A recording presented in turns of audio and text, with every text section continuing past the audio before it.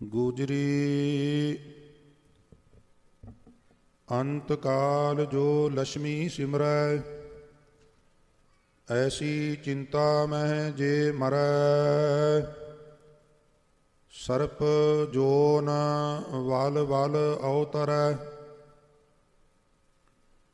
ਅੰਤ ਕਾਲ ਜੋ ਲక్ష్ਮੀ ਸਿਮਰੈ, ਐਸੀ ਚਿੰਤਾ ਮਹਿ ਜੇ ਮਰੈ। ਸਰਪ ਜੋਨ ਵਲ ਵਲ ਅਵਤਰੈ, ਅਰੀ ਬਾਈ ਗੋਬਿੰਦ ਨਾਮ ਮਤ ਬੀਸਰੈ। ਰਹਾਉ ਅੰਤ ਕਾਲ ਜੋ ਇਸਤਰੀ ਸਿਮਰੈ, ਐਸੀ ਚਿੰਤਾ ਮਹਿ ਜੇ ਮਰੈ। ਬੇਸਵਾ ਜੋਨ ਵਲ ਵਲ ਅਵਤਰੈ, ਅੰਤ ਕਾਲ ਜੋ ਲੜਕੇ ਸਿਮਰੈ, ਐਸੀ ਚਿੰਤਾ ਮਹਿ ਜੇ ਮਰੈ। ਸੂਕਰ ਜੋਨ ਵਲ ਵਲ ਅਵਤਰੈ, ਅੰਤ ਕਾਲ ਜੋ ਮੰਦਰ ਸਿਮਰੈ, ਐਸੀ ਚਿੰਤਾ ਮਹਿ ਜੇ ਮਰੈ। ਪ੍ਰੇਤ ਜੋਨ ਵਲ ਵਲ ਅਵਤਰੈ, ਅੰਤ ਕਾਲ ਨਾਰਾਇਣ ਸਿਮਰੈ, ਐਸੀ ਚਿੰਤਾ ਮਹਿ ਜੇ ਮਰੈ। ਬਦਤ ਤਲੋਚਨ ਤੇ ਨਰ ਮੁਕਤਾ, ਪੀਤੰਬਰ ਵਾ ਕੇ ਹਿਰਦੈ ਬਸੈ। ਅੰਤ ਕਾਲ ਨਾਰਾਇਣ ਸਿਮਰੈ, ਐਸੀ ਚਿੰਤਾ ਮਹਿ ਜੇ ਮਰੈ। ਬਦਤ ਤਲੋਚਨ ਤੇ ਨਰ ਮੁਕਤਾ, ਪੀਤੰਬਰ ਵਾ ਕੇ ਹਿਰਦੈ ਬਸੈ। ਸੋ ਵਾਹਿਗੁਰੂ ਜੀ ਕਾ ਖਾਲਸਾ, ਵਾਹਿਗੁਰੂ ਜੀ ਕੀ ਫਤਿਹ। ਪਰਮ ਸਨਮਾਨਯੋਗ ਜੁਗੋ ਜੁਗ ਅਟਲ ਸ੍ਰੀ ਗੁਰੂ ਗ੍ਰੰਥ ਸਾਹਿਬ ਜੀ ਦੀ ਹਜ਼ੂਰੀ ਵਿੱਚ ਬਿਰਾਜਮਾਨ ਬਹੁਤ ਹੀ ਸਤਿਕਾਰਯੋਗ ਗੁਰੂ ਰੂਪ ਸਾਧ ਸੰਗਤ ਜੀ, ਵਡਭਾਗੇ ਹੋ। ਗੁਰੂ ਚਰਨਾਂ 'ਚ ਬਿਰਾਜ ਕੇ ਗੁਰੂ ਸਵਾਰਿਆਂ ਤੋਂ ਸਿੱਖ ਪੰਥ ਦੀ ਬਹੁਤ ਹੀ ਮਾਇਆ ਨਾਜ ਹਸਤੀ ਸ਼੍ਰੀਮਾਨ ਭਾਈ ਸਾਹਿਬ ਭਾਈ ਗੁਰਦਾਸ ਜੀ ਦੀ ਰਚਨਾ ਪੰਜਾਬੀ ਵਾਰਾਂ ਵਿਚਾਰ ਸਰਵਣ ਕਰਕੇ ਲਾਹੇ ਪ੍ਰਾਪਤ ਕਰ ਰਹੇ ਸੋ ਉਪਰੰਤ ਦਾਸ ਪਾਸੋਂ ਆਪ ਜੀ ਨੇ ਹੁਣੇ ਜੋ ਇੱਕ ਸ਼ਬਦ ਸਰਵਣ ਕੀਤਾ ਹੈ, ਇਹ ਪਾਵਨ ਸ਼ਬਦ ਗੁਜਰੀ ਰਾਗ ਵਿੱਚ ਭਗਤ ਲੋਚਨ ਜੀ ਦਾ ਉਚਾਰਨ ਕੀਤਾ ਹੋਇਆ ਸ੍ਰੀ ਗੁਰੂ ਗ੍ਰੰਥ ਸਾਹਿਬ ਮਹਾਰਾਜ ਵਿੱਚ ਬਾਕਾਇਦਾ ਦਰਜ ਹੈ। ਵਿਚਾਰਧੀਨ ਸ਼ਬਦ ਦੀਆਂ ਰਹਾਉ ਵਾਲੀਆਂ ਪੰਕਤੀਆਂ ਵਿੱਚ ਆਪ ਜੀ ਦਾ ਫੁਰਮਾਨ ਹੈ, ਅਰੀ ਬਾਈ ਗੋਬਿੰਦ ਨਾਮ ਮਤ ਬੀਸਰੈ। ਅਰੀ ਬਾਈ, ਹੇ ਭੈਣ, ਮੇਰੇ ਵਾਸਤੇ ਅਰਦਾਸ ਕਰ। ਕੀ ਅਰਦਾਸ ਕਰਾਂ? ਤਾਂ ਆਖਿਆ, ਇਹ ਅਰਦਾਸ ਕਰੋ ਕਿ ਮੈਨੂੰ ਪ੍ਰਮਾਤਮਾ ਦਾ ਨਾਮ ਨਾ ਵਿਸਰੇ। ਕਿਉਂਕਿ ਪ੍ਰਮਾਤਮਾ ਦਾ ਨਾਮ ਜਦੋਂ ਸੁਰਤ ਵਿੱਚੋਂ ਵਿਸਰਦਾ ਹੈ, ਉਦੋਂ ਹੀ ਸਾਡੇ ਲੋਕ ਪਰਲੋਕ ਵਿੱਚ ਜੋ ਮੁਸ਼ਕਲਾਤ ਵੱਧਦੀਆਂ ਨੇ, ਜਦੋਂ ਚਿੱਤ ਆਉਂਦਾ ਰਹਿੰਦਾ ਹੈ, ਉਦੋਂ ਆਨੰਦ ਬਣਿਆ ਰਹਿੰਦਾ ਹੈ। ਲਿਹਾਜ਼ਾ ਸ੍ਰੀ ਗੁਰੂ ਗ੍ਰੰਥ ਸਾਹਿਬ ਵਿੱਚ ਵੱਖ-ਵੱਖ ਬਾਣੀਕਾਰਾਂ ਨੇ ਇੱਕ ਤੋਂ ਜ਼ਿਆਦਾ ਥਾਵਾਂ ਤੇ ਸਾਨੂੰ ਸਾਰਿਆਂ ਨੂੰ ਇਹ ਅਰਦਾਸ ਕਰਨ ਦਾ ਵੱਲ ਦੱਸਿਆ ਹੈ ਕਿ ਪ੍ਰਮਾਤਮਾ ਦਾ ਨਾਮ ਨਾ ਵਿਸਰੇ, ਉਹਦੇ ਵਾਸਤੇ ਅਰਦਾਸ ਕਿਸ ਤਰ੍ਹਾਂ ਕਰਨੀ ਹੈ। ਸਭ ਤੋਂ ਪਹਿਲਾਂ ਪਹਿਲੇ ਪਾਤਸ਼ਾਹ ਸ੍ਰੀ ਗੁਰੂ ਨਾਨਕ ਦੇਵ ਮਹਾਰਾਜ ਜੀ ਦੇ ਬਚਨ, ਸ਼੍ਰੀ ਰਾਗ ਦਾ ਪਹਿਲਾ ਸ਼ਬਦ, ਮੋਤੀ ਤਾਂ ਮੰਦਰ ਊਸਰਹਿ, ਰਤਨੀ ਤਾਂ ਹੋਹ ਜੜਾਵ, ਕਸਤੂਰ ਕੁੰਗੂ ਅਗਰ ਚੰਦਨ, ਲੀਪ ਆਵੇ ਚਾਓ। ਅਸੀਂ ਤੇ ਮਾਮੂਲੀ ਜਿਹਾ ਮਕਾਨ ਲੈ ਲਈਏ ਤੇ ਰਿਲੈਕਸ ਹੋ ਜਾਂਦੇ ਹਾਂ। ਹੁਣ ਘਰ ਆਪਣਾ ਹੋ ਗਿਆ ਹੈ, ਪੈਨਸ਼ਨ ਵੀ ਆਉਣ ਲੱਗ ਪਈ ਹੈ, ਹੁਣ ਮੈਂ ਬਿਲਕੁਲ ਬੇਫਿਕਰ ਹੋ ਗਿਆ। ਔਰ ਉਹਦੇ ਵਿੱਚ ਰਹਿ ਕੇ ਨਿਰੰਕਾਰ ਨੂੰ ਕਈ ਵਾਰੀ ਅਸੀਂ ਭੁਲਾ ਦਿੰਦੇ ਹਾਂ। ਮਹਾਰਾਜ ਗੁਰੂ ਨਾਨਕ ਸਾਹਿਬ ਕਹਿੰਦੇ ਨੇ, ਭਾਵੇਂ ਮੋਤੀਆਂ ਦਾ ਮੰਦਰ ਉਸਰਿਆ ਹੋਵੇ, ਭਾਵ ਬੇਸ਼ਕੀਮਤੀ ਘਰ ਹੋਵੇ, ਰਤਨਾਂ ਨਾਲ ਜੜਿਆ ਹੋਵੇ, ਕਸਤੂਰ ਕੰਗੂ ਆਦਿਕ ਉਹਦੇ 'ਚ ਚਰਚਿਤ ਕੀਤੇ ਹੋਣ, ਖੁਸ਼ਬੂ ਆ ਰਹੀ ਹੋਵੇ, ਐਡਾ ਬੇਸ਼ਕੀਮਤੀ ਘਰ, ਐਡਾ ਆਰਾਮਦਾਇਕ ਘਰ, ਐਡਾ ਅੱਛਾ ਘਰ ਮੇਰੇ ਕੋਲ ਹੋਵੇ ਰਹਿਣ ਲਈ, ਤਾਂ ਵੀ हे ਪ੍ਰਮਾਤਮਾ ਇੱਕ ਕਿਰਪਾ ਕਰਨੀ। ਕੀ ਕਿਰਪਾ ਕਰਨੀ? ਕਹਿਣ ਲੱਗੇ, ਕਸਤੂਰ ਕੁੰਗੂ ਅਗਰ ਚੰਦਨ ਲੀਪ ਆਵੇ ਚਾਓ, ਮਤ ਦੇਖ ਭੁੱਲਾਂ ਵਿਸਰੈ, ਤੇਰਾ ਚਿਤ ਨਾ ਆਵੇ ਨਾਉ। ਮਤੇ ਮੈਂ ਤੇਰਾ ਨਾਮ ਭੁਲਾ ਦਿਆਂ। ਔਰ ਸਾਧ ਸੰਗਤ, ਜੇ ਪੰਜਾਬੀ ਭਾਸ਼ਾ ਦਾ ਮੁਤਾਲਿਆ ਕਰੀਏ ਤੇ ਭੁੱਲਣਾ ਹੋਰ ਗੱਲ ਹੈ, ਵਿਸਰਨਾ ਹੋਰ ਗੱਲ ਹੈ। ਗੱਲ ਭੁੱਲ ਗਈ ਹੈ ਤੇ ਚੇਤਾ ਆ ਜਾਏਗੀ, ਪਰ ਗੱਲ ਇਸ ਕਦਰ ਭੁੱਲੀ ਹੈ ਵੀ ਹੁਣ ਪਰਤ ਕੇ ਚੇਤਾ ਹੀ ਨਹੀਂ ਆਈ ਤੇ ਬੰਦਾ ਕਹਿੰਦਾ ਵੀ ਹੁਣ ਮੈਨੂੰ ਵਿਸਰ ਗਈ। ਐਸਾ ਭੁੱਲੇ ਕਿ ਪਰਤ ਕੇ ਚੇਤਾ ਹੀ ਨਾ ਆਵੇ। ਐਸਾ ਮੰਜ਼ਰ ਨਾ ਬਣੇ, ਇਸ ਤਰ੍ਹਾਂ ਦੀਆਂ ਪ੍ਰਸਥਿਤੀਆਂ ਨਾ ਬਣਨ ਵੀ ਮੈਨੂੰ ਪਰਮਾਤਮਾ ਦਾ ਨਾਮ ਹੀ ਭੁੱਲ ਜਾਏ। ਤੇ ਜੇ ਭੁੱਲ ਜਾਏ ਤੇ ਫਿਰ ਕੀ ਹੁੰਦਾ ਹੈ? ਮਹਾਰਾਜ ਕਹਿਣ ਲੱਗੇ, ਹਰ ਬਿਨ ਜੀਓ ਜਲ ਬਲ ਜਾਓ, ਹਰੀ ਪ੍ਰਭੂ ਦੇ ਨਾਮ ਤੋਂ ਬਿਨਾਂ ਜਿੰਦ ਸੜ ਬਲ ਜਾਂਦੀ ਹੈ। ਮੈਂ ਆਪਣਾ ਗੁਰ ਪੂਛ ਦੇਖਿਆ, ਵਾਹਿਗੁਰੂ ਵਾਹਿਗੁਰੂ, ਮੈਂ ਬਾਕਾਇਦਾ ਆਪਣੇ ਗੁਰੂ ਤੋਂ ਇਹ ਪੁੱਛ ਕੇ ਵੇਖਿਆ ਤੇ ਗੁਰੂ ਨੇ ਦੱਸਿਆ ਵੀ ਉਹਦੀ ਯਾਦ ਤੋਂ ਬਿਨਾਂ ਕੋਈ ਥਾਂ ਨਹੀਂਗਾ। ਫਿਰ ਇਸ ਖਿਆਲ ਨੂੰ ਪੂਰੇ ਸ਼ਬਦ ਵਿੱਚ 4 ਵਾਰ ਮਹਾਰਾਜ ਰਿਵਾਈਜ਼ ਕਰਦੇ ਨੇ ਗੁਰੂ ਨਾਨਕ ਸਾਹਿਬ। ਗੁਰੂ ਨਾਨਕ ਸਾਹਿਬ ਦਾ ਹੀ ਬਚਨ ਹੈ ਸ੍ਰੀ ਗੁਰੂ ਗ੍ਰੰਥ ਸਾਹਿਬ ਵਿੱਚ। ਜਦੋਂ ਧਰਮ ਪ੍ਰਚਾਰ ਤੇ ਗਏ, ਕੋਈ ਬਹੁਤ ਸੋਹਣੀ ਲੇਕ ਹੈ, ਉਹਦੇ ਵਿੱਚ ਨਿਰਮਲ ਜਲ ਹੈ। ਉਸ ਨਿਰਮਲ ਜਲ ਵਿੱਚ ਬਹੁਤ ਸੁੰਦਰ ਮੱਛੀਆਂ, ਕਿਨਾਰਿਆਂ ਤੇ ਦਰਖਤ ਨੇ, ਦਰਖਤਾਂ ਦੇ ਉੱਤੇ ਕੋਇਲਾਂ ਬੈਠੀਆਂ ਨੇ, ਤੋਤੇ ਬੈਠੇ ਹੋਏ ਨੇ, ਚਹਿਚਹਾ ਰਹੇ ਨੇ, ਗੀਤ ਗਾ ਰਹੇ ਨੇ। ਅੱਖਾਂ ਨੂੰ ਸਕੂਨ ਦੇਣ ਵਾਲਾ ਦ੍ਰਿਸ਼ ਹੈ। ਤੇ ਮਹਾਰਾਜ ਉੱਥੇ ਅਟਕ ਗਏ, ਥੋੜ੍ਹੀ ਦੇਰ ਇੰਜੋਏ ਕੀਤਾ, ਲੇਕ ਨੂੰ ਵੇਖਿਆ, ਪਾਣੀ ਦੇ ਵਿੱਚ ਤਰਦੇ ਹੋਏ ਜੀਵ ਜੰਤੂਆਂ ਨੂੰ ਵੇਖਿਆ, ਦਰਖਤਾਂ ਨੂੰ ਵੇਖਿਆ, ਫੁੱਲਾਂ ਨਾਲ ਫਲਾਂ ਨਾਲ ਲੱਦੇ ਹੋਏ ਨੇ, ਪੰਛੀ ਚਹਿਚਹਾ ਰਹੇ ਨੇ। ਬੜਾ ਸੁੰਦਰ ਵਾਤਾਵਰਨ ਹੈ, ਬੜੀ ਸੁੰਦਰ ਇਨਵਾਇਰਮੈਂਟ ਹੈ। ਹਜ਼ੂਰ ਨੇ ਵੇਖਿਆ ਤੇ ਅੱਗੇ ਨਿਕਲ ਗਏ। ਕੁਝ ਮਹੀਨਿਆਂ ਬਾਅਦ ਜਦੋਂ ਵਾਪਸ ਆਏ, ਮੰਜ਼ਰ ਬਦਲਿਆ ਹੋਇਆ ਸੀ। ਨਾ ਆਲੇ ਦੁਆਲੇ ਹਰੇ ਭਰੇ ਦਰਖਤ ਸਨ, ਨਾ ਦਰਖਤਾਂ ਤੇ ਫੁੱਲ ਸਨ, ਨਾ ਫਲ ਸਨ, ਨਾ ਪੰਛੀ ਸਨ, ਨਾ ਜਲ ਜੰਤੂ ਸਨ। ਤਾਂ ਹਜ਼ੂਰ ਉਸ ਲੇਕ ਨੂੰ, ਉਸ ਤਾਲਾਬ ਨੂੰ, ਉਸ ਛੱਪੜ ਨੂੰ, ਉਸ ਪੱਬਰ ਨੂੰ ਮੁਖਾਤਬ ਹੋ ਕੇ ਕਹਿੰਦੇ ਨੇ, ਪੱਬਰ ਤੂੰ ਹਰੀ ਆਵਲਾ, ਮੈਂ ਕੁਝ ਦਿਨ ਪਹਿਲਾਂ, ਕੁਝ ਮਹੀਨੇ ਪਹਿਲਾਂ ਇੱਥੋਂ ਗੁਜ਼ਰਿਆ ਸਾਂ ਤੇ ਤੂੰ ਬੜਾ ਹਰਾ ਭਰਾ ਸੈਂ।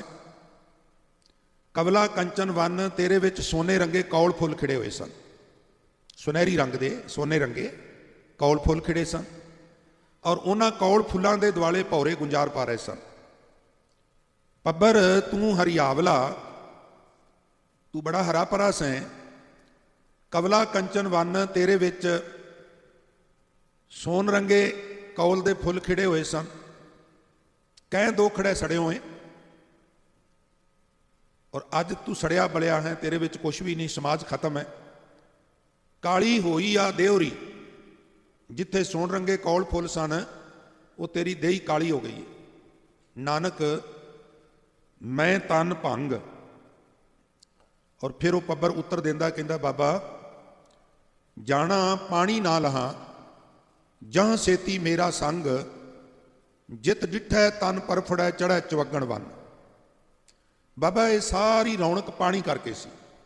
ਪਾਣੀ ਕਰਕੇ ਜਲ ਜੰਤੂ ਸਨ, ਪਾਣੀ ਕਰਕੇ ਕੌਲ ਫੁੱਲ ਸੀ, ਪਾਣੀ ਕਰਕੇ ਦਰਖਤ ਸਨ, ਦਰਖਤਾਂ ਕਰਕੇ ਫੁੱਲ ਸਨ, ਫੁੱਲਾਂ ਕਰਕੇ ਫਲ ਸਨ, ਫਲਾਂ ਕਰਕੇ ਪੰਛੀ ਸਨ। ਹੁਣ ਜਦੋਂ ਪਾਣੀ ਨਹੀਂ ਰਿਹਾ, ਸਾਰਾ ਸਮਾਜ ਖਤਮ ਹੋ ਗਿਆ। ਸਾਡੇ ਅੰਦਰ ਵੀ ਵਾਹਿਗੁਰੂ ਦਾ ਨਾਮ ਜਲ ਜਦੋਂ ਸੁੱਕ ਜਾਂਦਾ ਹੈ, ਮੁੱਕ ਜਾਂਦਾ ਹੈ, ਫਿਰ ਇੱਥੇ ਚਿੜਚਿੜਾਪਨ ਆਉਂਦਾ ਹੈ। ਫਿਰ ਪ੍ਰੇਮੀਓ ਇੱਥੇ ਖਿੱਚ ਪੱਲੇ ਪੈਂਦੀ ਹੈ। ਫਿਰ ਇੱਕ ਹੋਰ ਅਵਸਥਾ ਬਣਦੀ ਹੈ, ਸ਼ਬਦ ਵਿੱਚ ਰਸ ਨਹੀਂ ਆਉਂਦਾ। ਜੇ ਸ਼ਬਦ ਬਾਰੇ ਮਹਾਰਾਜ ਕਹਿੰਦੇ, ਸ਼ਬਦ ਲੱਗੋ ਗੁਰ ਮਿੱਠਾ। ਭੁੱਖ ਲੱਗੀ ਹੋਵੇ, ਰੁੱਖਾ ਮਿੱਸਾ ਵੀ ਖਾਈਏ ਸਵਾਦੀ ਲੱਗਦਾ, ਨਾ ਲੱਗੀ ਹੋਵੇ ਸਵਾਦੀ ਪਦਾਰਥ ਵੀ ਖਾਈਏ ਤੇ ਬੇਸਵਾਦਾ ਲੱਗਦਾ। ਇਹ ਸਰੀਰਕ ਅਵਸਥਾ ਹੈ। ਆਤਮਕ ਪੱਖੋਂ ਜਿਹੜਾ ਮਨੁੱਖ ਤੰਦਰੁਸਤ ਹੈ, ਉਹਨੂੰ ਗੁਰਬਾਣੀ ਮਿੱਠੀ ਲੱਗਦੀ ਹੈ। ਗੁਰਬਾਣੀ ਦਾ ਕੀਰਤਨ ਹੋ ਰਿਹਾ, ਵਿਚਾਰ ਹੋ ਰਹੀ ਹੈ, ਔਰ ਉਹਦੇ ਵਿੱਚ ਵਿਘਨ ਪਵੇ ਤਾਂ ਉਹਨਾਂ ਨੂੰ ਗੁੱਸਾ ਆਉਂਦਾ ਹੈ। ਉਹ ਕਹਿੰਦੇ ਵੀ ਇਹ ਖੜਾ ਕਿਉਂ ਹੋ ਰਿਹਾ? क्योंकि रस आ रहा तो रस में अड़िका लगता। हुण मैं गुरुद्वारियां दे हालात देखना वा भी गुरुद्वारे के अंदर कोई आचरण हो किसी सिख नूं गुस्सा नहीं लगता, सब अपनी अपनी जगह पर आराम नाल बैठे। अच्छा तुहाडा गुरुद्वारा है, तुहाडा शहर है, मैं तो प्राहुणचारी ते आया वां, तो जिहड़ा प्ले ग्राउंड है बच्चों वास्ते उहदे विच ते गुरुद्वारे च कोई तो फर्क होना चाहिए ना। बच्चे दौड़ते हैं और मैं मावां देखना उन्होंने बॉडी लैंगुएज चेहरा खिड़िया होंदा भी वेखो मेरा बच्चा किवें दौड़ रहा है। वो चलिए इहनूं प्ले ग्राउंड च जाया करना, उत्थे दौड़े मुबारक है। ਇੱਥੇ ਲਿਆਉਣ ਤੋਂ ਪਹਿਲਾਂ ਤੈਨੂੰ ਉਹਨੂੰ ਐਜੂਕੇਟ ਕਰਨਾ ਚਾਹੀਦਾ ਹੈ ਵੀ ਬੇਟਾ ਤੈਨੂੰ ਗੁਰਦੁਆਰੇ ਲੈ ਕੇ ਚੱਲੀਆਂ ਜਾਂ ਚੱਲਿਆ ਵਾਂ, ਉੱਥੇ ਇਸ ਤਰ੍ਹਾਂ ਦਾ ਆਚਰਣ ਹੈ। ਤੁਸੀਂ ਪ੍ਰੇਰਨਾ ਕਰੋ, ਕੋਸ਼ਿਸ਼ ਕਰੋ, ਜਿੰਨੀ ਆਊਟਪੁੱਟ ਦੀ ਉਮੀਦ ਰੱਖਦੇ ਹੋ ਉਨੀ ਨਾ ਮਿਲੇਗੀ, ਥੋੜੀ ਮਿਲੇਗੀ। ਪਰ ਹੁਣ ਇੱਥੋਂ ਸਟੇਜ ਤੋਂ ਕੋਈ ਇਦਾਂ ਦੀ ਪ੍ਰੇਰਨਾ ਨਾ ਕਰੇ, ਡਰਦਾ ਵੀ ਲੋਕੀ ਕਹਿਣਗੇ ਭਾਈ ਇਦਾਂ ਕਹਿੰਦਾ ਤੇ ਤੁਸੀਂ ਬੱਚਿਆਂ ਨੂੰ ਸਮਝਾਓ ਨਾ, ਤੇ ਫਿਰ ਤੇ ਸੁਧਾਰ ਦੀ ਕੋਈ ਉਮੀਦ ਨਹੀਂ। ਇਸ ਵਾਸਤੇ ਕਮਿਊਨਿਟੀ ਨੂੰ ਇਸ ਪਾਸੇ उचेचा ध्यान देने की जरूरत है। मैं तो सगों बेनती करांगा भी छोटे छोटे पंफलैट बुकलैट छाप के ते हर घर में सानू पहुँचाने चाहिए, जिहदे विच बेटियां नूं ये प्रेरणा होवे, जिन्हां बेटियां कोल छोटे बच्चे ने उन्हां नूं ये प्रेरणा की गई होवे, कंपैल किया गया होवे भी तुसीं गुरुद्वारे आउणा है, जरूर आउणा है, और बच्चों नूं भी अति जरूर नाल लैके आउणा है। पर उदों पहलां इन्हां नूं थोड़ा थोड़ा थोड़ा थोड़ा करके एजुकेट करना है, फिर साडे इत्थे एक वातावरण बनेगा। अच्छा चलो बच्चा तो बच्चा है, कोई बच्चा किसी वेले शोर मचान लग पिया, रोन लग पिया, असीं नहीं रोक सकते। उस वेले असीं इतना कुछ कर सकते हैं भी वो बच्चा जिहदे नाल आया है उस बच्चे नूं लैके थोड़ी जी डिस्टेंस बना ले ताकि बाकियां दा वक्त ज़ाया ना होवे। और ऐसा सिर्फ इत्थे नहीं, मैं उत्थे टोरंटो भी देख के आया, BC च भी जाना है, होर भी इंडिया चों भी आया, सारे किते यही प्रॉब्लम है। तो इधर थोड़ा जिहा ध्यान देने की जरूरत है। शब्द मिठा लगेगा जदों असीं आत्मक पक्षों तंदुरुस्त होवांगे। एक मैं बेनती पहला भी की सी, अज भी करते हैं बई जदों शब्द की विचार हो रही होंगी है ना, उदों असीं मन करके एकागर होना है, पर मन करके एकागर होने तो पहला तन नूं एक थां ते बिठाना है। जे तन ही डोल रहा है तो मन क्यों नहीं डोलेगा। सेवावां दा रिजर्व समा होना चाहिए, अगे पिछे तुसीं कर लो। जदों विचार चल रही है उदों जिहड़ा अगे पिछे थोड़ा बहुता खड़ाक है, डिस्टरबेंस है, ਉਹਦੇ ਨਾਲ माहौल बिगड़ता है। मैं तो सादी जी रोज़ एग्जाम्पल देना, अध्यापक पढ़ा रहा है, क्लास लगी है, तुसी ਉਹਦਾ टेबल साफ कर रहे हो, तुसी ब्लैक बोर्ड ਜਿਹੜਾ डस्टर लैके साफ कर रहे हो, तुसी पानी का गला ठक करके लिया के रख दिता, तो ਇਹਦਾ वक्त ਹੁੰਦਾ ना फटीक का, सैपरेट वक्त ਹੁੰਦਾ। पढ़न वेले पढ़ना है, फटीक वेले फटीक करनी है। ਹੁਣ ਦੋਵਾਂ ਨੂੰ मिक्स कर दोगे तो खिमा करना ना विचार होगी ना फटीक होगी। तो मेरी चाचे रोज़ बेनतियां करने के बावजूद जरूर बेनती प्रवान करनी चाहिए है, अंडरस्टूड करना चाहिए, ताकि आने वाले समय च वातावरण जिहड़ा गुरमत विचारां वाला असीं सिरज सकीए। खैर गुरु कृपा करे। अरी भाई गोबिंद नाम मत बीसरै, हे भैन मेरे वास्ते अरदास कर, मैनू परमात्मा का नाम ना विसरे। विसर नाही दातार अपना नाम देहो, गुण गावां दिन रात नानक चाओ एहो। हुण सवाल ये पैदा होंदा है भी जे गोबिंद नाम विसर जाए फिर की हुंदा है, रिएक्शन की हुंदा है। हुण ये बड़े ध्यान नाल सुनियो। महाराज कहंदे ने सुरत का सुभाव है वो किते ना किते जरूर लगेगी। वो नाम विच लग गई ठीक है, नहीं लगी वो किसी होर पासे जाएगी। साडी जिहड़ी सुरत है ये कदी भी न्यूट्रल नहीं हुंदी, इहदे विच कुछ ना कुछ चलदा रहिंदा है। लखां दी गिनती विच संकल्प ते विकल्प साडी सुरत विच आउंदे ने। सुपने की ने, वो भी फुरने ने। सुपने हरेक व्यक्ति नूं आउंदे ने। तुसीं बाजार विच जाओ ना, मैनूं इंग्लिश दीयां किताबां दी ते नॉलेज नहीं, पंजाबी दे संबंध विच, हिंदी दे संबंध तुसीं बुक स्टाल ते जाओ, उनको सुपनिਆਂ नाल रिलेटेड किताबां दे दिओ ते वो हस पेगा। हसदे क्यों जे? वो कहेगा कई 100 किताब है सुपनिਆਂ दे उत्ते, किन्नियां दियां, किहड़े किहड़े राइटर दी दियां। एक्सपर्ट कहिंदे ने हर बंदे नूं सुपने आउंदे ने। किसी नूं याद रहिंदे ने, वो कहंदा मैनूं सुपना आया है, और जिन्हां नूं याद नहीं रहिंदे वो कहंदे मैनूं कदी सुपना नहीं आया। सुपना हरेक नूं आउंदा। अच्छा होर बेनती करां, सुपने की ने? फुरने ने। कुछ जागदियां आउंदे ने, कुछ सुत्तियां होइयां आउंदे ने। हर वक्त साडी सुरत विच कुछ ना कुछ चलदा रहिंदा है। जे इहनूं वैगुरू वाल ना जोड़िया तो यह सुरत पदार्थवाद वाल जा सकती है। अपने कोल घर है पर किसी दूजे का वड्डा घर वेख के, अच्छा घर वेख के दिल में एक ख्याल आता है भी जे किते हथ पिया ना उन्होंने वेच के इदां ना लेना, इदां हुंदा है। ਸਾਡੇ ਸਾਰਿਆਂ ਨਾਲ ਹੀ ਹੁੰਦਾ। ਕਈ ਤਾਂ ਮੈਂ ਇੱਦਾਂ ਇੱਦਾਂ ਦੇ ਲੋਕ ਵੇਖੇ ਨੇ 10-10 ਘਰ ਉਹਨਾਂ ਨੇ ਬਦਲ ਦਿੱਤੇ ਨੇ, 10-10 ਘਰ। ਉਹ ਸ਼ਦਾਈਆ, ਘਰ ਤੇਰੇ ਵਾਸਤੇ ਸਨ, ਤੂੰ ਘਰਾਂ ਜੋਗਾ ਹੋ ਗਿਆ। ਮੋਟਰ ਤੇਰੇ ਵਾਸਤੇ ਸੀ, ਤੂੰ ਮੋਟਰਾਂ ਜੋਗਾ ਹੋ ਗਿਆ। ਕੱਪੜੇ ਤੇਰੇ ਵਾਸਤੇ ਸਨ, ਤੂੰ ਕੱਪੜਿਆਂ ਜੋਗਾ ਹੋ ਗਿਆ। ਪਦਾਰਥ ਤੇਰੇ ਜੋਗੇ ਸਨ, ਤੂੰ ਪਦਾਰਥਾਂ ਜੋਗਾ ਹੋ ਗਿਆ। ਘਰ ਇੱਕ ਕਾਫੀ ਹੈ। ਕਿੱਡਾ ਕੁ ਬੈੱਡ ਹੁੰਦਾ ਹੈ, 6 ਫੁੱਟ ਉਧਰ ਦਾ, 6 ਫੁੱਟ ਉਧਰ ਦਾ। ਉਹ 10 ਬਾਈ 10 ਦੇ ਰੂਮ ਵਿੱਚ ਰਹਿ ਸਕਦਾ, ਬੜੇ ਆਰਾਮ ਨਾਲ ਜ਼ਿੰਦਗੀ ਬਸ਼ਰ ਹੋ ਸਕਦੀ ਹੈ। ਪਰ ਨਹੀਂ, ਹੁਣ ਸੁਰਤ ਉਧਰ ਲੱਗ ਗਈ, ਮਾਇਆ ਵਿੱਚ ਚਲੀ ਗਈ। ਮਹਾਰਾਜ ਕਹਿੰਦੇ ਨੇ ਨਾਮ ਨਹੀਂ ਜਪਿਆ, ਸੁਰਤ ਵਾਹਿਗੁਰੂ ਚ ਨਹੀਂ ਜੋੜੀ, ਤੇ ਲక్ష్ਮੀ ਵਿੱਚ ਮਾਇਆ ਮਨ ਚਲਾ ਗਿਆ। ਫਿਰ ਕੀ ਹੁੰਦਾ ਹੈ? ਅਰੀ ਬਾਈ ਗੋਬਿੰਦ ਨਾਮ ਮਤ ਵਿਸਰੈ। ਭੈਣ ਮੇਰੇ ਲਈ ਅਰਦਾਸ ਕਰ ਵੀ ਮੈਨੂੰ ਪ੍ਰਮਾਤਮਾ ਦਾ ਨਾਮ ਨਾ ਵਿਸਰੇ। ਜੇ ਵਿਸਰ ਗਿਆ ਫਿਰ ਕੀ ਹੋਵੇਗਾ? ਕਹਿਣ ਲੱਗੇ ਅੰਤ ਕਾਲ ਜੋ ਲక్ష్ਮੀ ਸਿਮਰੈ। ਸਾਡੇ ਲక్ష్ਮੀ ਮਾਇਆ ਨੂੰ ਕਹਿ ਦਿੰਦੇ ਨੇ, ਕਰੰਸੀ ਨੂੰ ਕਹਿ ਦਿੰਦੇ ਨੇ, ਪਦਾਰਥਵਾਦ ਨੂੰ ਕਹਿ ਦਿੰਦੇ ਨੇ, ਰਿਜ਼ਕ ਨੂੰ ਕਹਿ ਦਿੰਦੇ ਨੇ। ਐਸੀ ਚਿੰਤਾ ਮੈਂ ਜੇ ਮਰੈ। ਔਰ ਇਸੇ ਤਰ੍ਹਾਂ ਦੇ ਵਿਚਾਰ ਮਨ ਵਿੱਚ ਚੱਲਦੇ ਰਹੇ, ਇਸੇ ਹਾਲਤ ਵਿੱਚ ਮੌਤ ਹੋ ਗਈ। ਫਿਰ ਕੀ ਹੋਵੇਗਾ? ਮਹਾਰਾਜ ਕਹਿੰਦੇ ਨੇ ਸਰਪ ਜੋਨ ਵਲ ਵਲ ਅਵਤਰੈ। ਪਰਤ ਪਰਤ ਕੇ, ਇੱਕ ਵਾਰ ਨਹੀਂ, ਪਤਾ ਨਹੀਂ ਕਿੰਨੀ ਵਾਰ। ਸਰਪ ਜੋਨ ਵਲ ਵਲ ਅਵਤਰੈ। ਇਸ ਵਾਸਤੇ ਅਰਦਾਸ ਕਰ। ਕੀ ਅਰਦਾਸ ਕਰਾਂ? ਅਰੀ ਬਾਈ ਗੋਬਿੰਦ ਨਾਮ ਮਤ ਵਿਸਰੈ। ਕਿਉਂਕਿ ਜੇ ਸੁਰਤ ਮਾਇਆ ਵਿੱਚ ਚਲੀ ਗਈ, ਅਗਲੀ ਯਾਤਰਾ ਜਿਹੜੀ ਹੈ ਸੱਪ ਦੀ ਜੂਨ ਨਾਲ ਤੁਰ ਪੈਗੀ। ਗੁਰਬਾਣੀ ਦਾ ਫਰਮਾਨ ਹੈ, ਮੈਂ ਤੇ ਐਕਸਪਲੇਨ ਕਰ ਰਿਹਾ। ਆਖਿਆ ਜੀ 84 ਲੱਖ ਜੂਨਾਂ ਨਹੀਂ ਹੁੰਦੀਆਂ। ਉਹ ਗੁਰਮੁਖੋ ਤੁਹਾਡੇ ਸਾਹਮਣੇ ਜਿਹੜੇ ਆ ਪੰਛੀ ਉੱਡ ਰਹੇ ਨੇ, ਤੁਸੀਂ ਸਾਰਿਆਂ ਨੇ ਆਪਣੀ ਹਯਾਤੀ 'ਚ ਕਦੀ ਨਾ ਕਦੀ ਸੱਪ ਵੇਖਿਆ ਹੋਵੇਗਾ। ਤੇ ਫਿਰ ਸੱਪ ਦੀ ਜੂਨ ਹੁੰਦੀ ਨਹੀਂ? ਉਹਨੂੰ ਕਿੱਦਾਂ ਨਕਾਰ ਸਕਨੇ ਅਸੀਂ? ਐਕੂਰੈਕਟ 84 ਲੱਖ ਨਾ ਸਹੀ, 83 ਲੱਖ 99,000 ਕਹਿ ਲਓ, ਜਾਂ 84 ਲੱਖ 1,000 ਕਹਿ ਲਓ, ਜੂਨਾਂ ਤੇ ਹੈਗੀਆਂ ਨੇ ਨਾ। 42 ਲੱਖ ਜੀ ਜਲ ਮੈਂ ਹੋਤੇ, ਤੇ 42 ਲੱਖ ਜਿਹੜੀਆਂ ਨੇ ਥਲ ਤੇ ਹੋ ਗਈਆਂ। ਉਹਨਾਂ ਵਿੱਚੋਂ ਸਰਪ ਜੋਨ ਵਲ ਵਲ ਅਵਤਰੈ। ਪਰਤ ਪਰਤ ਕੇ ਸੱਪ ਦੀ ਜੂਨ ਵਿੱਚ ਪਵੇਗਾ। ਕਿਉਂ? ਕਿਉਂਕਿ ਸੁਰਤ ਮਾਇਆ ਵਿੱਚ ਚਲੀ ਗਈ। ਅੰਤ ਵੇਲੇ ਸੁਰਤ ਮਾਇਆ ਵਿੱਚ ਨਾ ਜਾਏ, ਉਹਦੇ ਲਈ ਸੁਰਤ ਨੂੰ ਪਹਿਲਾਂ ਪਕਾਉਣਾ ਪਏਗਾ, ਸੁਰਤ ਦਾ ਅਭਿਆਸ ਕਰਨਾ ਪਏਗਾ। ਕਿਉਂਕਿ ਅਸੀਂ ਹਯਾਤੀ ਵਿੱਚ ਜਿਹੜਾ ਕੰਮ ਜ਼ਿਆਦਾ ਕਰਨੇ ਆ, ਅੰਤ ਵੇਲੇ ਸੁਰਤ ਉਧਰ ਚਲੀ ਜਾਂਦੀ ਹੈ। ਜੇ ਜ਼ਿਆਦਾ ਸਮਾਂ ਸਤਸੰਗ ਵਿੱਚ ਬੈਠਾਂਗੇ, ਬਾਣੀ ਪੜਾਂਗੇ, ਨਾਮ ਜਪਾਂਗੇ, ਤੇ ਸੰਭਾਵਨਾ ਉਸ ਵੇਲੇ ਸੁਰਤ ਬਾਣੀ ਵਿੱਚ ਚਲੀ ਜਾਏਗੀ। ਉਸ ਵੇਲੇ ਸੁਰਤ ਪਰਮਾਤਮਾ 'ਚ ਚਲੀ ਜਾਏਗੀ, ਲక్ష్ਮੀ 'ਚ ਨਹੀਂ ਜਾਏਗੀ। ਤਾਂ ਇਹਨਾਂ ਜੂਨਾਂ ਤੋਂ ਮਨੁੱਖ ਬਚ ਜਾਏਗਾ। ਤੇ ਜੇ ਨਿਰੰਕਾਰ ਵਿੱਚ ਸੁਰਤ ਨਹੀਂ, ਫਿਰ ਸੁਰਤ ਦਾ ਵਹਾਅ ਜਿੱਧਰ ਚਲਾ ਗਿਆ, ਅਗਲੀ ਯਾਤਰਾ ਉਸ ਤਰ੍ਹਾਂ ਦੀ ਹੋ ਜਾਏਗੀ। 4-5 ਐਂਗਲ ਤੋਂ ਮਹਾਰਾਜ ਨੇ ਗੱਲ ਕੀਤੀ ਹੈ। ਸੁਰਤ ਜਿਹੜੇ ਪਾਸੇ ਵੀ ਚਲੀ ਗਈ, ਅਗਲੀ ਯਾਤਰਾ ਉਦਾਂ ਦੀ ਹੋ ਜਾਏਗੀ। ਇਸ ਵਾਸਤੇ ਅੰਤ ਕਾਲ ਜੋ ਇਸਤਰੀ ਸਿਮਰੈ। ਅੰਤ ਵੇਲੇ ਇਸਤਰੀ ਵਿੱਚ ਸੁਰਤ ਚਲੀ ਗਈ।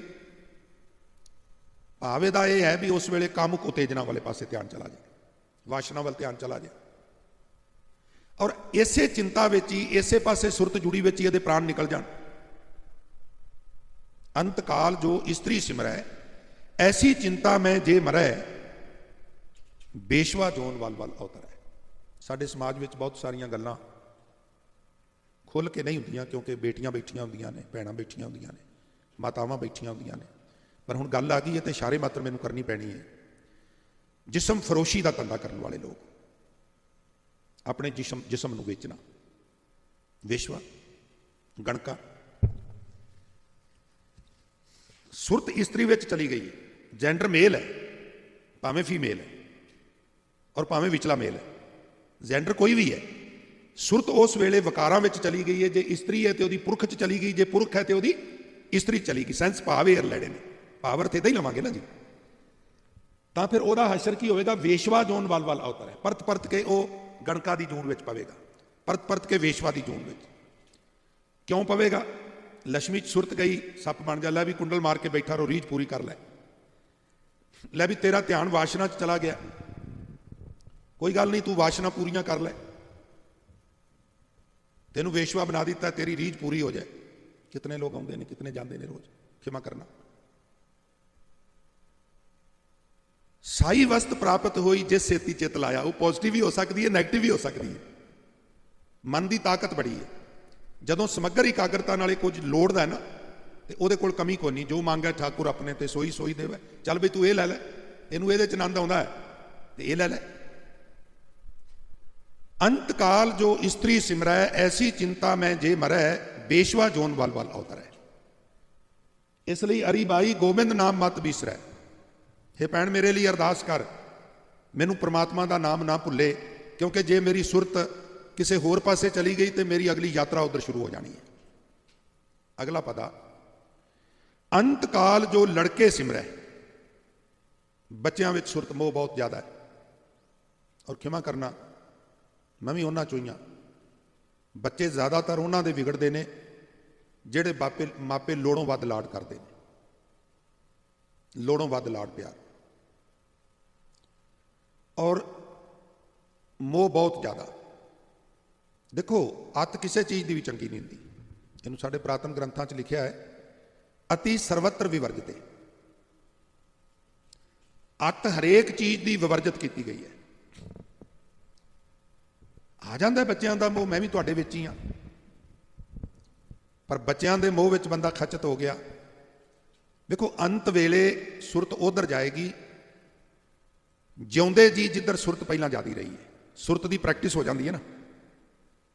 ਜੇ ਜਿਉਂਦੇ ਜੀ ਬਹੁਤ ਜ਼ਿਆਦਾ ਮੋਹ ਕੀਤਾ ਹੈ, ਬੜੀਆਂ ਬਹੁਤ ਜ਼ਿਆਦੀਆਂ ਜ਼ਿੰਮੇਵਾਰੀਆਂ ਜਿਹੜੀਆਂ ਉਹਨਾਂ ਦੀਆਂ ਨੇ ਉਹ ਵੀ ਆਪਣੇ ਸਿਰ ਤੇ ਚੁੱਕ ਲਈਆਂ,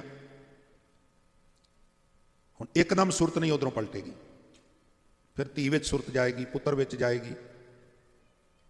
ਸਾਡੇ ਸਮਾਜ ਵਿੱਚ ਤੇ ਇਹ ਵੀ ਕਹਿੰਦੇ ਨੇ, ਪੋਤਰੇ ਨੂੰ ਕੁੱਛੜ ਚੁੱਕ ਕੇ ਕਹਿੰਦੇ ਨੇ, ਜੀ ਗਿਆਨੀ ਜੀ ਤੁਹਾਨੂੰ ਪਤਾ ਹੀ ਹੈ ਫਿਰ ਮੂਲ ਨਾਲੋਂ ਵਿਆਜ ਪਿਆਰਾ। ਪਿਆਰਾ ਤੇ ਲੱਗਦਾ ਹੈ, ਪਰ ਅਗਲੀ ਯਾਤਰਾ ਜਿਹੜੀ ਉਹ ਵੀ ਥੋੜਾ ਜਿਹਾ ਅਵੇਅਰ ਹੋ ਜਾ ਕਿੱਦਾਂ ਦੀ ਹੋਣੀ ਹੈ। ਇਹ ਜਿਹੜੀ ਗੱਲ ਤੂੰ ਸੁਣਾਣਾ ਮੂਲ ਨਾਲੋਂ ਵਿਆਜ ਪਿਆਰਾ, ਗੁਰੂ ਗ੍ਰੰਥ ਸਾਹਿਬ 'ਚ ਕੋਈ ਨਹੀਂ ਲਿਖਿਆ। ਇਹ ਤੇਰੀ ਆਈਡੀਓਲੋਜੀ ਹੈ, ਇਹਦਾ ਜ਼ਿੰਮੇਵਾਰ ਵੀ ਤੂੰ ਹੋਵੇਂਗਾ, ਗੁਰੂ ਗ੍ਰੰਥ ਸਾਹਿਬ ਨਹੀਂ ਹੋਣਗੇ। ਜੇ ਗੁਰੂ ਗ੍ਰੰਥ ਸਾਹਿਬ ਦੀ ਵਿਚਾਰਧਾਰਾ ਮੁਤਾਬਕ ਚੱਲਣਾ ਹੈ ਨਾ, ਤੇ ਹਜ਼ੂਰ ਕਹਿੰਦੇ ਨੇ ਸੂਕਰ ਜੋਨ ਵਲ ਵਲ ਅਵਤਰੈ। ਸੰਗਤ ਜੀ ਇੱਥੇ ਤੇ ਮੈਂ ਨਹੀਂ ਵੇਖਿਆ, ਆਪਣੇ ਉੱਥੇ ਸੂਰ ਬੜੇ ਹੁੰਦੇ ਨੇ ਭਾਰਤ ਵਿੱਚ, ਲੋਕਾਂ ਦਾ ਧੰਦਾ ਹੈ। ਉਹ ਇੱਧਰ ਉੱਧਰ ਗਲੀਆਂ ਕੂਚਿਆਂ ਦੇ ਵਿੱਚ ਫਿਰਦੇ ਨੇ, ਗੰਦਗੀ ਚਿੱਕੜ ਦੇ ਵਿੱਚ ਮੂੰਹ ਮਾਰਦੇ ਨੇ, ਪਲ ਜਾਂਦੇ ਨੇ, ਔਰ ਉਹਨਾਂ ਨੂੰ ਵੇਚਦੇ ਨੇ, ਉਹਨਾਂ ਦਾ ਕਾਰੋਬਾਰ ਹੈ। ਫਿਰ ਤੁਸੀਂ ਤਾਜੀ ਸੂਈ ਸੂਰੀ ਦੇ ਪਿੱਛੇ ਕਈ ਚੌਂ ਚੌਂ ਕਰਦੇ ਬੱਚੇ ਵੀ ਵੇਖੇ ਹੋਣਗੇ, ਇੱਕ ਇੱਕ ਦੇ 5 5 6 6 7 7 10 10 ਤੱਕ ਬੱਚੇ ਇੱਕ ਸੂਰੀ ਦੇ ਹੋ ਜਾਂਦੇ ਨੇ। ਮਹਾਰਾਜ ਕਹਿੰਦੇ ਨੇ ਬੜਾ ਤੈਨੂੰ ਸੰਤਾਨ ਨਾਲ ਪਿਆਰ ਹੈ, ਬੜਾ ਮੋਹ ਹੈ ਤੇਰਾ ਬੱਚਿਆਂ ਨਾਲ, ਚੱਲ ਤੇਰੀ ਰੀਝ ਪੂਰੀ ਕਰ ਦਿੰਦੇ ਆ, ਤੈਨੂੰ ਸੂਰੀ ਬਣਾ ਦਿੰਦੇ ਆ। ਜ਼ਿੰਦਗੀ ਵਿੱਚ 500-600 ਬੱਚੇ ਤੇਰੇ ਹੋ ਜਾਣਗੇ। ਜਦੋਂ ਸੂਏਂਗੀ 10-15 ਬੱਚੇ ਦੈਂ ਕਰੇਂਗੀ, 20 ਕੁ ਸੂਏ ਤੂੰ ਸੂ ਜਾਨੀ ਹੈ, 400-500 ਤੈਨੂੰ ਬੱਚੇ ਦੇ ਦੇਣਾ, ਰੀਝ ਪੂਰੀ ਕਰ ਲੈ, ਫਿਰ ਦੱਸੀ ਵੀ ਤੇਰਾ ਕਿੱਧਰ ਨੂੰ ਧਿਆਨ ਜਾਂਦਾ, ਫਿਰ ਉਧਰ ਦੀ ਯਾਤਰਾ ਤੇ ਤੈਨੂੰ ਤੋਰ ਦਿਆਂਗੇ। ਰੀਝ ਨਹੀਂ ਤੇਰੀ ਛੱਡਣੀ, ਪੂਰੀ ਕਰਾਂਗੇ, ਕਿਉਂਕਿ ਉੱਥੇ ਕਮੀ ਕੋਈ ਨਹੀਂ ਗੀ। ਜੋ ਮੰਗੇ ਠਾਕੁਰ ਆਪਣੇ ਤੇ ਸੋਈ ਸੋਈ ਦੇਵੇ। ਬੱਚੇ ਚਾਹੀਦੇ ਨੇ, ਬੱਚੇ ਤੈਨੂੰ ਸੈਂਕੜਿਆਂ ਦੀ ਗਿਣਤੀ 'ਚ ਦੇ ਦਿੰਦੇ ਆ, 10-15 ਬੱਚੇ ਇੱਕੋ ਵਾਰ ਜਨਮ ਦੇ ਦਿਆ ਕਰੇਂਗੇ। ਹੁਣ ਸੰਤੁਲਨ ਕਿੱਦਾਂ ਕਰਨਾ ਹੈ ਮੋਹ ਨੂੰ, ਇਹ ਸਾਨੂੰ ਵੇਖਣਾ ਪਏਗਾ। ਜੇ ਆਪਣੇ ਬੱਚਿਆਂ ਤੱਕ ਬੰਦਾ ਸੀਮਤ ਹੈ ਤੇ ਮੋਹ ਹੈ, ਜੇ ਸਾਰਿਆਂ ਦੇ ਬੱਚਿਆਂ ਨੂੰ ਪਿਆਰ ਕਰਨਾ ਆ ਜਾਏ ਉਹ ਪਿਆਰ ਹੈ। ਕਿਸੇ ਦੇ ਘਰ ਨੂੰ ਅੱਗ ਲੱਗ ਗਈ, ਜਿਹਦਾ ਘਰ ਸੀ ਉਹਦਾ ਪਿਓ ਭੱਜਾ ਆਇਆ, ਬੜੀ ਤਕਲੀਫ ਹੋਈ, ਰੋਣ ਲੱਗ ਪਿਆ, ਬੜੀ ਮੁਸ਼ਕਲ ਨਾਲ ਮੇਰੇ ਪੁੱਤਰ ਨੇ ਕੋਠੀ ਖਰੀਦੀ ਸੀ, ਅੱਗ ਲੱਗ ਗਈ ਹੈ। ਗਵਾਂਢੀ ਭੱਜ ਕੇ ਬਾਹਰ ਨਿਕਲੇ, ਭਾਜੀ ਬੜੇ ਦੁਖੀ ਲੱਗਦੇ ਹੋ, ਕੀ ਹੋਇਆ? ਦੇਖਦਾ ਨਹੀਂ ਪੁੱਤਰ ਦੇ ਘਰ ਨੂੰ ਅੱਗ ਲੱਗ ਗਈ ਹੈ, ਸਾਡੇ ਘਰ ਨੂੰ ਅੱਗ ਲੱਗ ਗਈ ਹੈ, ਮੇਰੇ ਘਰ ਨੂੰ ਅੱਗ ਲੱਗ ਗਈ ਹੈ। ਉਹ ਕਹਿਣ ਲੱਗਾ ਫਿਕਰ ਨਾ ਕਰੋ, ਇਹ ਤੇ ਤੁਹਾਡੇ ਮੁੰਡੇ ਨੇ ਕੱਲ ਦਾ ਵੇਚ ਦਿੱਤਾ ਹੈ। ਇੱਕਦਮ ਰਿਲੈਕਸ ਹੋ ਗਿਆ, ਅੱਛਾ ਇਹ ਵੇਚ ਦਿੱਤਾ ਹੈ, ਸਾਡਾ ਨਹੀਂ, ਇਹ ਕਿਸੇ ਦਾ ਹੈ। ਉਹ ਕਹਿਣ ਲੱਗੇ ਕਿਸੇ ਦਾ, ਰਿਲੈਕਸ ਹੋ ਗਿਆ। ਪਹਿਲਾਂ ਮੇਰਾ ਸੀ, ਤਕਲੀਫ ਸੀ, ਹੁਣ ਕਿਸੇ ਦਾ, ਤਕਲੀਫ ਖਤਮ ਹੋ ਗਈ। ਇੰਨੀ ਦੇਰ ਨੂੰ ਲੜਕਾ ਆ ਗਿਆ, ਬਾਪੂ ਤੂੰ ਖਲੋਤਾ ਹੈ, ਘਰ ਨੂੰ ਅੱਗ ਲੱਗੀ ਹੈ। ਉਹ ਕਹਿੰਦਾ ਪੁੱਤਰ ਮੈਨੂੰ ਪਤਾ ਤੂੰ ਕੱਲ ਦਾ ਵੇਚ ਦਿੱਤਾ ਹੈ। ਉਹ ਕਹਿੰਦਾ ਬਾਪੂ ਵੇਚਿਆ ਨਹੀਂ, ਅਜੇ ਗੱਲ ਹੀ ਹੋਈ ਸੀ, ਬਿਆਨਾ ਵੀ ਨਹੀਂ ਹੋਇਆ। ਉਹ ਫਿਰ ਦੁਖੀ ਹੋ ਗਿਆ। ਇਹ ਸਾਡੇ ਮਨ ਦੀ ਅਵਸਥਾ ਹੈ। ਮੇਰਾ ਹੈ ਤੇ ਦੁਖੀ ਹਾਂ, ਤੇਰਾ ਹੈ ਤੇ ਸੁਖੀ ਹਾਂ। ਪਕੜ ਹੈ ਨਾ, ਪਕੜ ਦੁੱਖ ਦਾ ਪ੍ਰਤੀਕ ਹੈ। ਪਕੜ ਢਿੱਲੀ ਹੋ ਗਈ, ਸਾਰੇ ਦੁੱਖ ਖਤਮ। ਅੰਤ ਕਾਲ ਜੋ ਲੜਕੇ ਸਿਮਰੈ, ਐਸੀ ਚਿੰਤਾ ਮੈਂ ਜੇ ਮਰੈ। ਹਜ਼ੂਰ ਕਹਿੰਦੇ ਨੇ ਸੂਕਰ ਜੋਨ ਵਲ ਵਲ ਅਵਤਰੈ। ਸੂਰੀ ਦੇ ਜਨਮ ਵਿੱਚ ਜਾਂ ਕਹੀਏ ਸੂਰ ਦੇ ਜਨਮ ਵਿੱਚ ਪਰਤ ਕੇ ਇਹ ਜਨਮ ਲਵੇਗਾ, ਅਵਤਰੈ ਆਵੇਗਾ। ਫਿਰ ਆਹ ਵਾਲੀਆਂ ਪੰਕਤੀਆਂ ਦੁਹਰਾ ਦਿਆਂ, ਅਰੀ ਬਾਈ ਹੈ ਭੈਣ ਮੇਰੇ ਲਈ ਅਰਦਾਸ ਕਰ, ਗੋਬਿੰਦ ਨਾਮ ਮਤ ਬੀਸਰੈ। ਵੈਗਰੂ ਐਸਾ ਤਰਸ ਕਰੇ, ਮੈਨੂੰ ਪ੍ਰਮਾਤਮਾ ਦਾ ਨਾਮ ਨਾ ਭੁੱਲੇ, ਕਿਉਂਕਿ ਜੇ ਨਾਮ ਭੁੱਲ ਗਿਆ ਸੁਰਤ ਮਾਇਆ ਵੱਲ ਚਲੀ ਗਈ ਤੇ ਸੱਪ ਦੀ ਜੂੰ, ਸੁਰਤ ਬੱਚਿਆਂ ਵੱਲ ਚਲੀ ਗਈ ਤੇ ਸੂਰੀ ਦੀ ਜੂੰ। ਔਰ ਇਸੇ ਪ੍ਰਕਾਰ ਸੁਰਤ ਇਸਤਰੀ ਵਿੱਚ ਚਲੀ ਗਈ ਤੇ ਵੇਸ਼ਵਾ ਦੀ ਜੂੰ। ਅੰਤਲਾ ਪਦਾ ਅੰਤਕਾਲ ਜੇ ਜੋ ਮੰਦਰ ਸਿਮਰੈ। ਮੰਦਰ ਮੰਮੇ ਟਿੱਪੀ ਦੱਦਾ ਰਾਰਾ ਮੰਦਰ। ਅੱਜ ਕੱਲ੍ਹ ਸਾਡੇ ਉੱਥੇ ਮੰਦਰ ਕਹਿੰਦੇ ਨੇ ਪੰਜਾਬ ਵਿੱਚ, ਜਿੱਥੇ ਗੁਆਂਢੀ ਧਰਮ ਦੇ ਧਰਮ ਸਥਾਨ ਬਣੇ ਹੁੰਦੇ, ਮੂਰਤੀਆਂ ਸਥਾਪਨ ਕੀਤੀਆਂ ਹੁੰਦੀਆਂ, ਉਹਨੂੰ ਮੰਦਰ ਕਹਿ ਦਿੰਦੇ ਨੇ। ਔਰ ਭਾਸ਼ਾ ਦੇ ਐਕਸਪਰਟ ਜਿਹੜੇ ਨੇ ਉਹਨਾਂ ਦਾ ਇੱਕ ਇਹ ਵੀ ਸੁਭਾਅ ਹੁੰਦਾ ਵੀ ਜਿਹੜੀ ਚੀਜ਼ ਸਮਾਜ ਵਿੱਚ ਪ੍ਰਚਲਿਤ ਹੋ ਜਾਏ ਉਹਨੂੰ ਐਕਸੈਪਟ ਕਰ ਲੈਂਦੇ ਨੇ। ਜਿਸ ਤਰ੍ਹਾਂ ਮੈਨੇਜਰ ਸ਼ਬਦ ਇੰਗਲਿਸ਼ ਦਾ ਹੈ, ਪਰ ਹੁਣ ਪ੍ਰਬੰਧਕ ਨੂੰ, ਇੰਤਜ਼ਾਮੀਏ ਨੂੰ ਪੰਜਾਬੀ ਵਿੱਚ ਮੈਨੇਜਰ ਲਿਖਣਾ ਸ਼ੁਰੂ ਕਰ ਦਿੱਤਾ। ਕਿਉਂ? ਕਿਉਂਕਿ ਅਸਾਂ ਐਕਸੈਪਟ ਕਰ ਲਿਆ। ਕੋਈ ਇੰਤਜ਼ਾਮੀਆ ਕਵੇ ਤੇ ਹੋ ਸਕਦਾ ਗੱਲ ਸਮਝ ਨਾ ਆਵੇ ਜੀ ਇੰਤਜ਼ਾਮੀਆ ਕੀ ਹੁੰਦਾ, ਪਰ ਕੋਈ ਮੈਨੇਜਰ ਕਵੇ ਤੇ ਅਨਪੜ੍ਹ ਬੰਦੇ ਨੂੰ ਵੀ ਪਤਾ ਲੱਗ ਜਾਂਦਾ ਵੀ ਇਹ ਮੈਨੇਜ ਕਰਨ ਵਾਲਾ।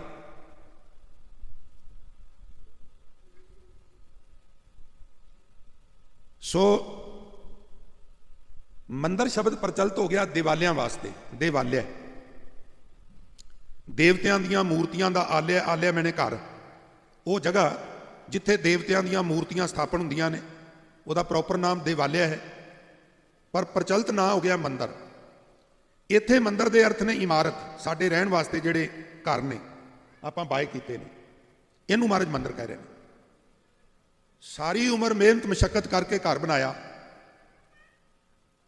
ਔਰ ਸਾਧ ਸੰਗਤ ਜੀ ਉਸ ਘਰ ਵਿੱਚ ਰਹਿਣਾ ਸ਼ੁਰੂ ਕਰ ਦਿੱਤਾ। ਸਮਾਂ ਆਇਆ, ਢਿੱਲੇ ਹੋ ਗਏ, ਇਲਾਜ ਚੱਲਿਆ, ਡਾਕਟਰ ਨੇ ਕਹਿ ਦਿੱਤਾ ਵੀ ਇਹ ਹੁਣ ਇਹਨੇ ਬਚਣਾ ਨਹੀਂ, ਇਹਨੂੰ ਘਰ ਲੈ ਜਾਓ।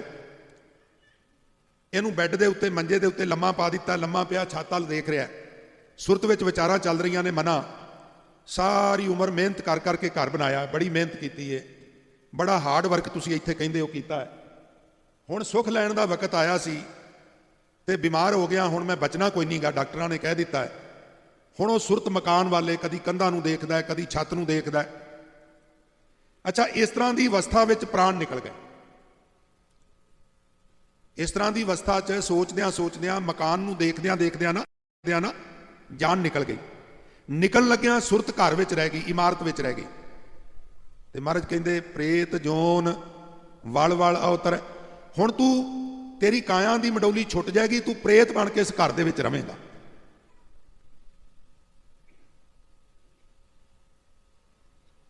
ਕਿਉਂ? ਕਿਉਂਕਿ ਸੁਰਤ ਉਹਦੇ ਵਿੱਚ ਰਹਿ ਗਈ। ਸਾਰੀ ਖੇਡ ਸੁਰਤ ਦੀ ਆਪਾਂ ਸਾਰੇ ਸ਼ਬਦ 'ਚ ਪੜ੍ਹਿਆ। ਹੁਣ ਅੰਤ ਵਿੱਚ ਭਗਤ ਤਲੋਚਨ ਸਾਹਿਬ ਜੋ ਉਪਦੇਸ਼ ਬਖਸ਼, ਇੱਕ ਤੇ ਰਾਓ ਵਾਲੀ ਪੰਕਤੀ 'ਚ ਨਿਚੋੜ ਹੈ, ਇੱਕ ਅੰਤਲੇ ਪਦੇ ਵਿੱਚ ਵੀ ਨਿਚੋੜ ਹੈ ਸਾਧ ਸੰਗਤ ਜੀ। ਉਹ ਕੀ ਹੈ? ਅੰਤਕਾਲ ਨਾਰਾਇਣ ਸਿਮਰੈ। ਅੱਛਾ, ਅੰਤਕਾਲ ਨਾਰਾਇਣ ਨੂੰ ਕਿਵੇਂ ਸਿਮਰੋਗੇ?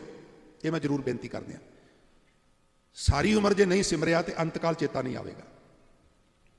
ਅੰਤਕਾਲ ਸੁਰਤ ਰੱਬ ਵਿੱਚ ਜਾਏ, ਉਹਦੇ ਲਈ ਬੜਾ ਜ਼ਰੂਰੀ ਹੈ ਗੁਰਬਾਣੀ ਪੜ੍ਹੀਏ ਰੋਜ਼। ਉਹਦੇ ਲਈ ਬੜਾ ਜ਼ਰੂਰੀ ਹੈ ਰੋਜ਼ ਗੁਰਦੁਆਰੇ ਆਵੀਏ। ਉਹਦੇ ਲਈ ਬੜਾ ਜ਼ਰੂਰੀ ਹੈ ਰੋਜ਼ ਸਿਮਰਨ ਕਰੀਏ, ਕਿਉਂਕਿ ਜਿਹੜਾ ਕੰਮ ਰੋਜ਼ ਕਰੀਏ ਨਾ ਪ੍ਰੇਮੀਓ, ਅੰਤ ਵੇਲੇ ਵੀ ਹੋ ਜਾਂਦਾ। ਐਸਾ ਨਹੀਂ ਹੋ ਸਕਦਾ ਬਈ ਸਾਰੀ ਉਮਰ ਤੇ ਸੁਰਤ ਰਹੀ ਹੈ ਲక్ష్ਮੀ 'ਚ, ਇਸਤਰੀ 'ਚ, ਲੜਕੇ 'ਚ, ਮੰਦਰ 'ਚ। 5 ਚੀਜ਼ਾਂ ਦਾ ਜ਼ਿਕਰ ਕੀਤਾ ਨਾ ਭਗਤ ਲੋਚਨ ਸਾਹਿਬ ਨੇ, ਤੇ ਹੁਣ ਅੰਤ ਵੇਲੇ ਨਾਰਾਇਣ ਵਿੱਚ ਸੁਰਤ ਚਲੀ ਜਾਏਗੀ। ਕਿੱਦਾਂ ਚਲੀ ਜਾਏਗੀ?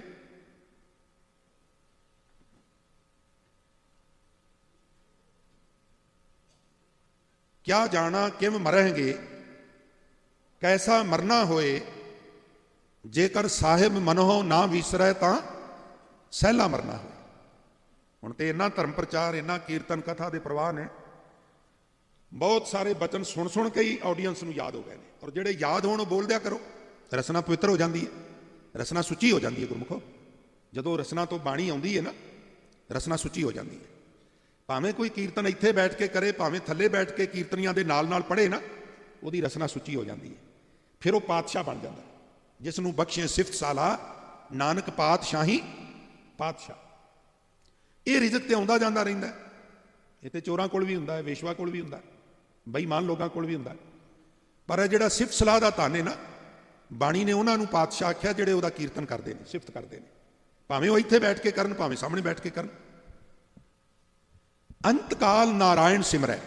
ਮੈਂ ਸਮਾਪਤੀ ਕਰਾਂ, ਪਰ ਇਹ ਜ਼ਰੂਰ ਬੇਨਤੀ ਕਰਾਂ ਵੀ ਅੰਤ ਵੇਲੇ ਰੱਬ 'ਚ ਸੁਰਤ ਤਾਂ ਜਾਏਗੀ ਜੇ ਸਾਰੀ ਉਮਰ ਪ੍ਰੈਕਟਿਸ ਕੀਤੀ ਹੋਵੇਗੀ। ਐਸੀ ਚਿੰਤਾ ਮੈਂ ਜੇ ਮਰੈ, जे इस तरह सुरत उधर चली गई प्राण निकल गए। बदत तलोचन ते नर मुक्ता, भगत तलोचन जी कहते मुक्त हो जाए, काहदे तो मुक्त हो जाएगा, कोई संगल वजे हुए ने। ਜਿਹੜੀ ਸੁਰਤ ਲక్ష్ਮੀ ਵੱਲ ਜਾਂਦੀ ਸੀ ਉਹ ਸੰਗਲ ਟੁੱਟ ਜਾਣਗੇ, ਇਸਤਰੀ ਵੱਲ ਜਾਂਦੀ ਸੀ ਉਹ ਸੰਗਲ ਟੁੱਟ ਜਾਣਗੇ, ਲੜਕਿਆਂ ਵੱਲ ਜਾਂਦੀ ਸੀ ਉਹ ਸੰਗਲ ਟੁੱਟ ਜਾਣਗੇ, ਮੰਦਰ ਵੱਲ ਜਾਂਦੀ ਸੀ ਉਹ ਸੰਗਲ ਟੁੱਟ ਜਾਣਗੇ, ਇਹ ਬੰਧਨ ਟੁੱਟਣਗੇ। ਹੋਰ ਮਰਨੋਂ ਉਪਰੰਤ ਕੋਈ ਖਿਮਾ ਕਰਨਾ ਵੈਤਰਨੀ ਨਦੀ ਨਹੀਂ ਆਉਣੀ, ਕੋਈ ਭਵਸਾਗਰ ਨਹੀਂ ਆਉਣਾ। ਆਹੀ ਭਵਸਾਗਰ ਜਿਹਦੇ 'ਚ ਅਸੀਂ ਸਾਰੇ ਬੈਠੇ ਹਾਂ। ਇੱਥੇ ਲੋਭ ਸਾਨੂੰ ਸਤਾਉਂਦਾ ਹੈ, ਕ੍ਰੋਧ ਸਤਾਉਂਦਾ ਹੈ, ਅਹੰਕਾਰ ਸਤਾਉਂਦਾ ਹੈ। ਬਦਤ ਤਲੋਚਨ ਤੇ ਨਰ ਮੁਕਤਾ, ਭਗਤ ਤਲੋਚਨ ਜੀ ਕਹਿੰਦੇ ਨੇ ਉਹ ਫਿਰ ਧਨ ਇਸਤਰੀ ਪੁੱਤਰ ਆਦਿਕ ਦੇ ਮੋਹ ਤੋਂ ਆਜ਼ਾਦ ਹੋ ਜਾਏਗਾ। ਪੀਤੰਬਰ ਵਾਕ ਕੇ ਹਿਰਦੇ ਵਸੈ, ਉਸ ਦੇ ਹਿਰਦੇ ਵਿੱਚ ਪਰਮਾਤਮਾ ਆਪ ਆ ਵਸਦਾ ਹੈ। ਉਸ ਦਾ ਫਿਰ ਲੋਕ ਪ੍ਰਲੋਕ ਦੋਵੇਂ ਸੁਹੇਲੇ ਹੋ ਜਾਂਦੇ ਹਨ। ਰਹਾਉ ਵਾਲੀਆਂ ਪੰਕਤੀਆਂ ਵਿੱਚ ਅਰਦਾਸ ਕਰਨ ਦੀ ਜਾਚ ਦੱਸੀਏ। ਜ਼ਰੂਰ ਅਰਦਾਸ ਕਰਿਆ ਕਰੋ ਤੇ ਆਖਿਆ ਕਰੋ, ਹਰੀ ਭਾਈ ਗੋਬਿੰਦ ਨਾਮ ਮਤ ਵਿਸਰੈ, ਪਰਮਾਤਮਾ ਦਾ ਨਾਮ ਨਾ ਵਿਸਰੇ, ਕਿਉਂਕਿ ਜੇ ਸੁਰਤ ਉਧਰੋਂ ਹਟ ਜਾਏ ਤੇ ਫਿਰ ਜਿਹੜੇ ਪਾਸੇ ਸੁਰਤ ਚਲੀ ਜਾਏ ਉਸੇ ਪ੍ਰਕਾਰ ਦੀ ਅਗਲੀ ਯਾਤਰਾ ਸ਼ੁਰੂ ਹੋ ਜਾਂਦੀ ਹੈ। ਇੰਨੀਆਂ ਬੇਨਤੀਆਂ ਪ੍ਰਵਾਨ ਕਰਨੀਆਂ ਹੋਈਆਂ, ਬੇਅੰਤ ਭੁੱਲਾਂ ਗਲਤੀਆਂ ਵਾਸਤੇ ਖਿਮਾ ਦਾ ਜਾਚਕ ਹਾਂ। ਸੋ ਆਓ ਹੁਣ ਜੋ ਹੈ ਅਗਲਾ ਪ੍ਰੋਗਰਾਮ ਜੋ ਹੈ ਉਹ